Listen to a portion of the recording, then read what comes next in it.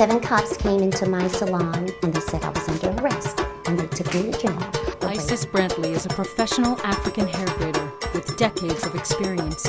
She opened the Institute of Ancestral Braiding in Dallas and works with everyone from Grammy Award-winning artist Erykah Badu to the homeless. A lot of these young ladies I found were homeless and jobless. I took them in, I trained them, gave them skills, and now they have become entrepreneurs. In 1997, Isis was arrested because braiding was a crime in Texas unless you had a special license requiring years of schooling that had nothing to do with braiding.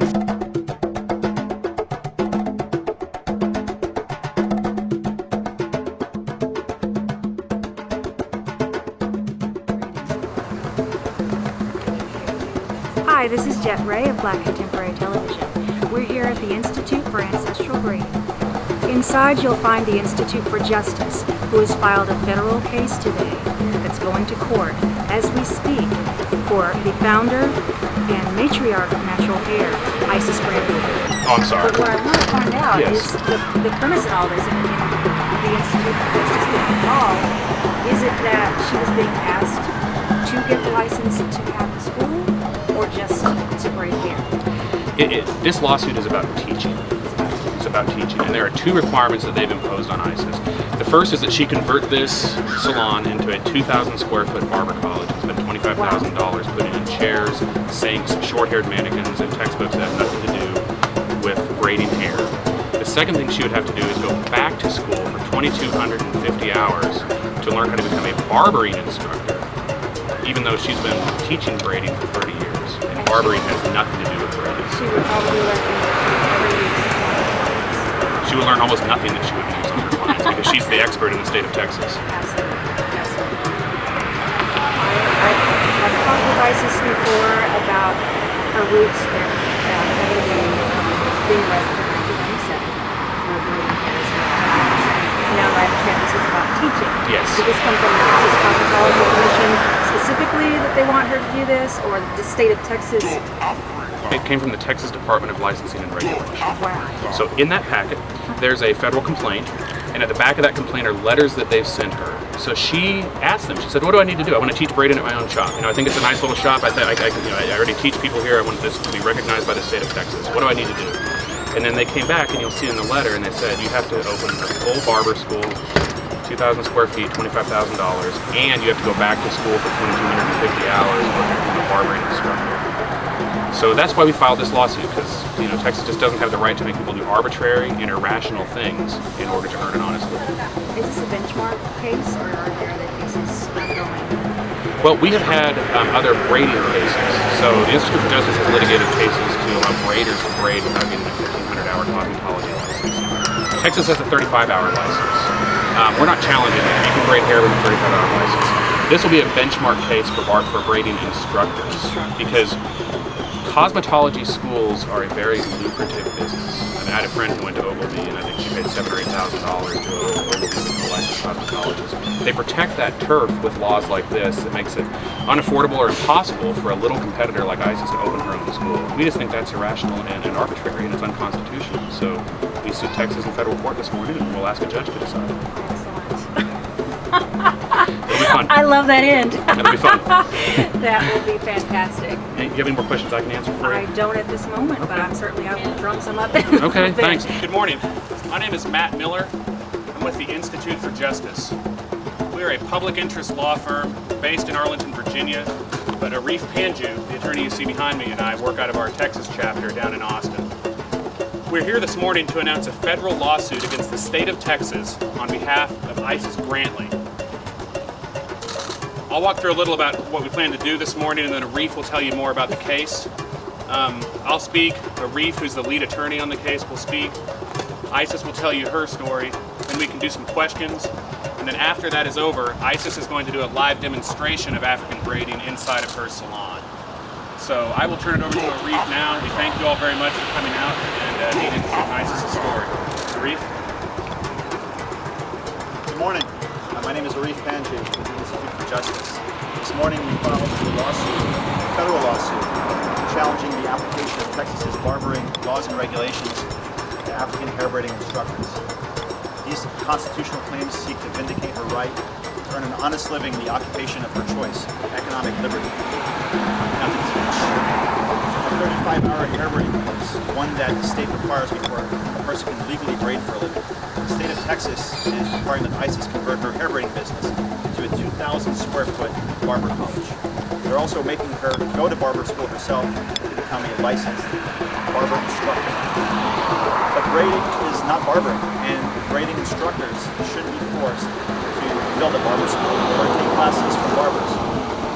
In Texas, to teach hair braiding, to teach the 35-hour required course before someone can walk out of this door and braid for a living, they have to open a barber college, which would mean opening a minimum of 2,000 square foot facility, equipping it with things that have nothing to do with hair braiding, like having a minimum of 10 barber workstations, a minimum of 5 sinks, a hooded hair dryer, barbering textbooks.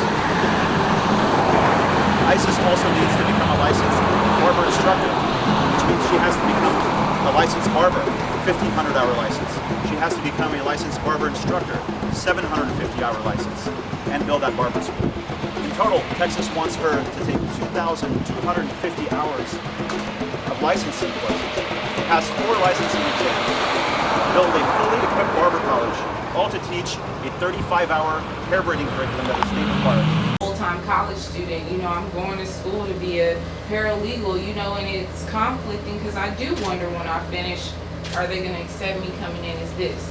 I've been underground like this, not mainstream, so that is something that I worry about because I deal with a lot of people that are like, well, I can't wear my hair like this. Kids that are getting suppressed in the school system, athletes that can't wear braids and locks because they play sports, do it on the weekend but not in the facility. But people don't know this is something that we do to our children's hair when they come out the womb. So how can you stop this? This isn't a fad, people that are criminalizing the system and people that are in the NFL and stars, we all have our culture in common. Hair does not define someone's criminal activity, just like hair does not define someone's quality of stardom. This is just something we have in common, like our skin and where we're originally from, and it's being suppressed and it's being, sexualized, in a way that's ridiculous. I am not a criminal. I've never been on the street corners. I've never done these things. So why can't I be embraced for my hair? Right. How did you learn of ISIS, and how did you guys become connected? How did you get connected with ISIS? Google, honey. Google is something, when you type in natural hair institutions or natural hair license, she's the only one that comes up. She's the real deal. You have a lot of cosmetologists that are now braiding and locking, but this is remedies that they're learning in their kitchen, growing up and stuff like that. They didn't go to school for this. They go to school to alter hair, and then they have to use their license to do what they really want to do. Whereas in ISIS is teaching you scalp health, overall health, spirituality. It's more than just doing hair. It's a trusted thing. We talk in here. I mean, these are the type of conversations that we have in our natural realm. That's what it feels like. It's family in here. We're comfortable to come in here with the kinkiest or the nappiest of hair. It's accepted. It's the norm here. Only here. So I got a follow-up question. You had a pretty good business before you came to our school. How has your business been affected, with the skills that you've learned and the notoriety of being certified by ISIS? I actually, like I said, I actually have to be in the realms of safety. I have to register with the state with what I do. But at the same time, it's limited. I can't go mainstream. I have a full profession, and I'm still having to go to school full time to be accepted by society. It's like my profession is in a whole nother world. I consider what I do here a profession, and I can't go mainstream in society. It's like this underground covenant so to speak, of hair. But we see it every day. We see it on TV, but it's not accepted. I mean, so it's kind of hard. It's hard, you know, but I'm still going with my business, you know. It's about, and it's taught me, you know, you have to be self-made in America to do what you want to do. You know what I mean? And this is what I want to do. So, I mean, if it means being underground until we get this movement, and it is a movement, it's bigger than the fro in the 60s, to get this movement going, that's what I have to do. Gotta stick with it. I have to be what I do. Yes. Okay, and Celeste, what is your last name? Gray, G-R-A-Y. Who of you are students of ISIS's? Have any of you both taken it from her here and then had to go to the Yes, where's cosmetology my school? baby? I actually was going to do that. I actually She's taken it outside. here and was going to go to the cosmetology school. But like I say, I have so much faith in this. I'm not gonna do it.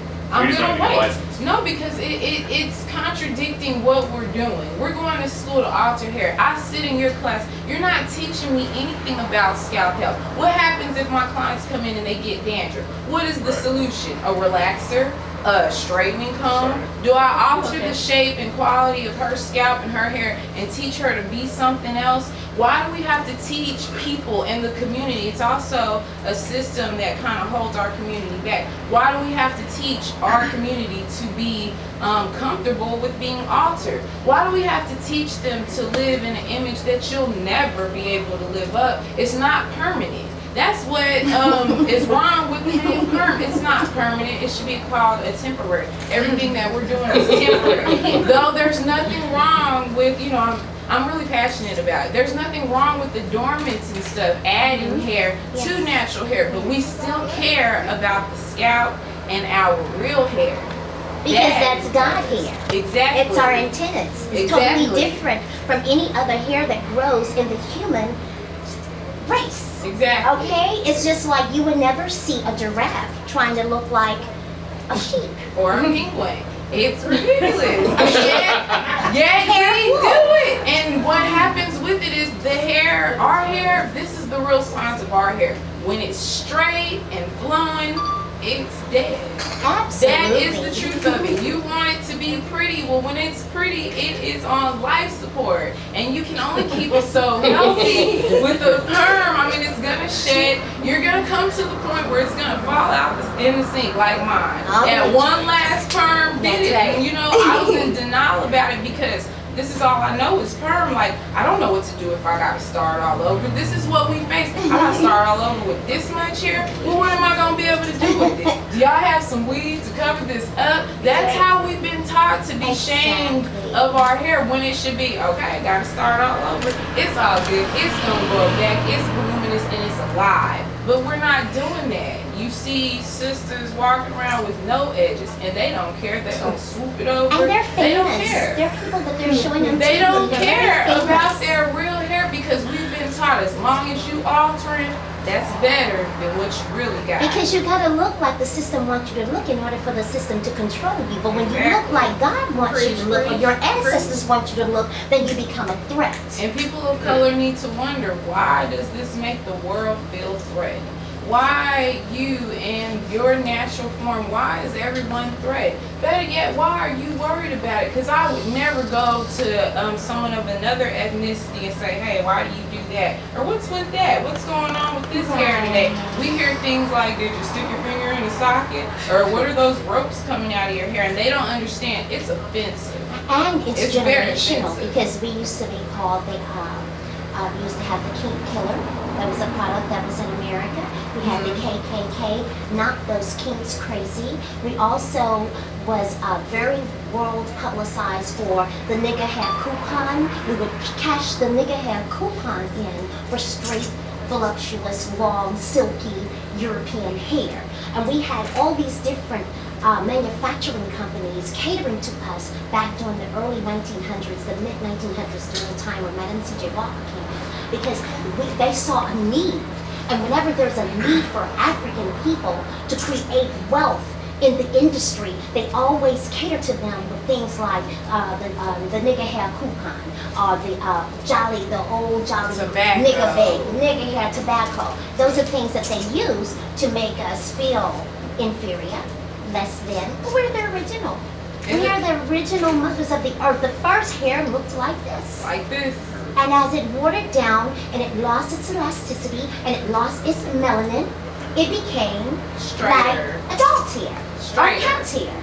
I mean, that's Straighter. just what it is. Straighter And hair. so you have to control a person or people or society by creating the image of them for them. And so once we stop letting other people, because it's not their fault, we let them create the images for us, for us. We are all in the airport and everywhere talking about, is that your real hair? You know, we And it's teach them rude. how to talk to us. Are those your real locks? They really grew that long? Okay, a plant grows. Oh, it And has our to be hair, weave. You you can't know? grow no hair. Exactly. But the truth is, guess what? My hair grows good And in long. its natural state. This is Absolutely. the longest it's ever been. When I wore straight hair, it kept shedding every day. It was about that short. Okay, Right. I had to keep it It weaved stunts the done. growth. All types of Beyonce wigs. Takes out the okay? middle. And then it's like, do you know how much money I have to pay for this weave? It's hard being a black woman in America thinking about your next weave. Tell the truth, sisters, when you had weave, you had to think about your next weave and the weave after that. Because you know after it starts coming to its stage where it's time to come out, where it's declined, you gotta get the new weave, the follow-up weave. What about the weaves that we're putting on the 8-month-olds? What? 2-year-olds.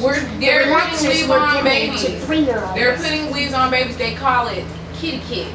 And what it is it's the same chemicals in a smaller form. They now want us to do this to our children, you know, so they call it virgin perms and stuff like that. They don't understand that it burns. Yes. Kids like hearing the, you know, the scented, they like to smell the scented natural oils Yes. combing through their hair versus a chemical that's gonna burn their scalp up and stuff And like create that. eczema and seborrhea and ultimately bond them for life. Before they're 17 years old, they have no hair. So that's why this economic liberty for, especially for African American women and women of color, is going to benefit us tremendously. Is it safe to say this is a chemical-free and hair Absolutely. comb-free salon? Yes. I mean, that's what my Institute of Ancestral Grading teach. Throw away the comb, no tears and no pain. Not hot comb, just No, we the don't plain alter it. O. Just the plain O. Okay, where is she? European comb.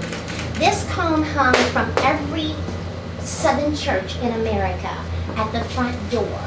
And if your hair did not pass freely through this comb, you were denied membership of that church. There's history. We are walking history. Now, tellingly, the state of Texas will waive all these regulations if ISIS will simply stop teaching here and go to work and teach at a licensed barber school. In fact, she's done that, and they've allowed her to do so. But if she wants to teach the exact same curriculum, so her students can walk out of this building and braid for a living, she needs to comply with the barber school laws and the barber instructor regulations. Now, I'm going to let you talk to ISIS about their story, but this is not the first time that Texas has made people like ISIS fight for their economic liberty. ISIS was arrested in 1997 for not having the right permission slip from the government, a cosmetology license, which takes 1,500 hours to simply braid hair for a living. And they handcuffed her and hauled her away. That was a 10-year fight that ended in 2007 when the Texas legislature stepped in and passed a 35-hour hair braiding license and effectively declared ISIS the winner. But here we are today again, fighting for the economic liberty of hair braiding instructors, and ISIS is once again in front of that fight. So I'm going to let you speak with her and introduce her. The bottom line is this: Texas has no problem with ISIS teaching. They only have a problem with her working for herself. Yay, it's victory! Good morning to everyone, and thank you, ancestors, for the courage. I am a professional African hair braider, and I've been braiding for the last 25 years in the state of Texas, teaching and sharing the art of African braiding to many.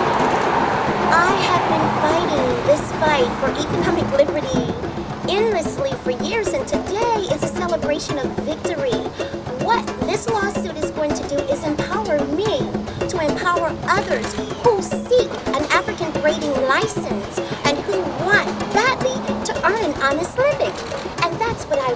that's all I want. I kind of felt over the years that my civil rights were being violated, and today I'm taking my chapter to the next level. I thank the Institute for Justice for stepping in. I begged the state of Texas to help me to earn an honest living. I'm good enough to teach in your schools, but I'm not good enough to earn an honest living. So the state of Texas want me to give them $25,000. That means I have to earn $25,000 to earn a license when I just want to earn an honest living. What's wrong with that? I think this is today's civil rights movement, especially for African American people and people that are over here that want to twist, lock, and braid hair and come to the Institute for Ancestral Braiding, African braiding, and get a license and be trained. What's so wrong with that? I have 5 children. For years, I have been denied the right to twist, lock, and braid hair and teach it to my community. Can you imagine how much money that is that I've lost not being able to compete in this industry? African braiding industry is a multi-trillion-dollar industry, and I deserve the right to earn an honest living. Economic justice means for me freedom, jobs for the jobless, homes for the homeless, and we are talking about millions of people in Texas that only choose to come to the Institute for Ancestral Braiding because I'm a professional and I'm an expert at what I do. So here we go. We're wanting the state of Texas to realize that I deserve the right to earn an honest living. Please, I deserve that right. And now we're happy to take some questions from anyone that's here, or break out in separate sessions and answer questions one by one.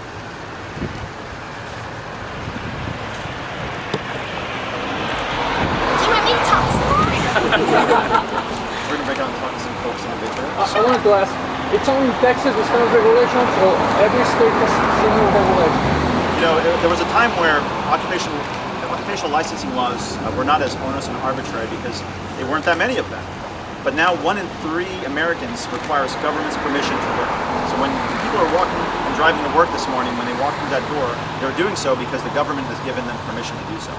And all too often, those licensing boards that pass a lot of these regulations are run by people who are licensees. They're simply attempting to protect themselves from competition and make it difficult for people to enter their industry. That's exactly what's happening in the industry involving African hair braiding, the cosmetology licensing laws and the barbering laws. Some nice shots. We're talking with Calais, who is a student, a former student of the Natural ISIS Institute for Ancestral Braiding. Calais, when did you take classes here? How long ago has that been? I actually took classes with Isis when she was at the Longview Barber College in October of 2011. I'm an ongoing student though. So you learn new processes? Ancestral braiding is something that grows with you. As you learn how to better your techniques, then as you gain experience, they just keep getting better. What led you in 2011 to become a student of natural hair braiding? I decided that I wanted to be a braider and to work with natural hair when I was probably about 6 or 7 years old. That was when I started braiding on my dolls and things like that. I would spend my entire weekends when I was a little girl braiding my hair just so my mom could tell me to take it down because I wasn't stepping outside like that. But so meeting Isis was really kind of an out of the blue thing. I was at the point where I was ready to start practicing openly, and I found out about it being illegal. And so I was like, well, I'll just wait. And I held off like that for a couple of years. Finally somebody called and said, hey, there's this lady who's teaching braiding classes. I don't know anything about what it's about, but I'm gonna give you her number and call. I called and I got in the class that was happening like the next 2 weeks. So I started working with Isis. Through her I was able to get my license so I could practice openly. And so I serve, well, I'm in Tyler, but I actually serve Tyler, Mount Pleasant, Pittsburgh, Gilmer, Gladewater, Winona. People come to me from all over East Texas because they hear I'm a student of Isis and I do natural hair, and specifically natural hair. There are a lot of cosmetologists that kind of picked up on it on the side, but they don't know what to do when all the little quirks come up, and they're also not very comfortable with working with that texture. So what have you learned outside of natural hair, the essence of natural hair and how to work with it? What other takeaways have you had from being in this industry? Isis has a curriculum, and that's what sets her apart. And her curriculum includes everything from the history of our hair to the cultural significance of wearing it in its natural state, to the sanitation requirements from the state and how. But she takes that even a step further because she teaches us how to recognize scalp issues, how to recognize hair issues, and be able to really help the client grow in their self-esteem and their acceptance of their self, and to be able to kind of remedy simple problems without having to go to chemicals. She teaches us how to use natural oils. That's fantastic. Yeah. How do you intermix all of that training and all of that learning about your ancestry and your hair and give that to your students? How do you? I started by naming my business Sankofa, which is the symbol on my shirt, and the name of my business is Sankofa Natural Hair. And Sankofa is an Akan proverb from Ghana that means if you don't know where you've been, then you can't know where you're going. So from right in the door, when people ask for me, they're already asking for that cultural education. And then while I'm styling their hair, if I'm doing locks, then I'm making sure that I let that person know. Locking is something that's been done from the beginning of time, and it's something that you wear with pride because it was usually reserved for the priestly classes, or the kings and queens, those who are the elders, those who had status. A lot of times here in the U.S. we look at locks now as being something that is low class, when at home you locked to prove that you were high class. I wear the big fros to inspire little girls to say, no, this is how big your hair can grow. And kids ask me all the time, well, why does your hair go out like that? And I get to tell them, well, because I have African blood, that means that instead of my hair growing down, it grows up. So there are always opportunities to teach others, and not always in I'm gonna sit you down and teach you this. It's just, kind of within your spirit and the way you flow. And Isis has definitely helped me to accept myself and not feel like so much of an outsider or things like that, because I get to share with others and help them to grow and get that same level of self-confidence and not be ashamed to be who you are. Congratulations to you and having your own business, economic freedom that she has to braid hair and to teach about natural hair. How important is this case to you? How important It's extremely important. It's extremely important because with me being the first one in Thailand, that means as others are getting ready to start come to learn from Isis or things like that, then I would be the first line instructor to help them get prepared for the courses that she teaches. Fantastic. Thank you so much for joining us. She gave us a lot of information. We congratulate her on having her own business, a beautiful thing. We have learned so much today as Isis Brantley takes her case to the federal courts with the Institute for Justice by her side and leading the way. This is an exciting cause that I will give you updates on as it progresses. This is Jett Ray for Black Contemporary Television. Keep watching. The third annual Naturally Isis Hair Parade. I'm Black Page. Behind me you see the beautiful Erica Badu in the lovely South Dallas, also known as the Sudan. And if you're not here, you are missing a treat. Peace. Hey, give me these. Okay.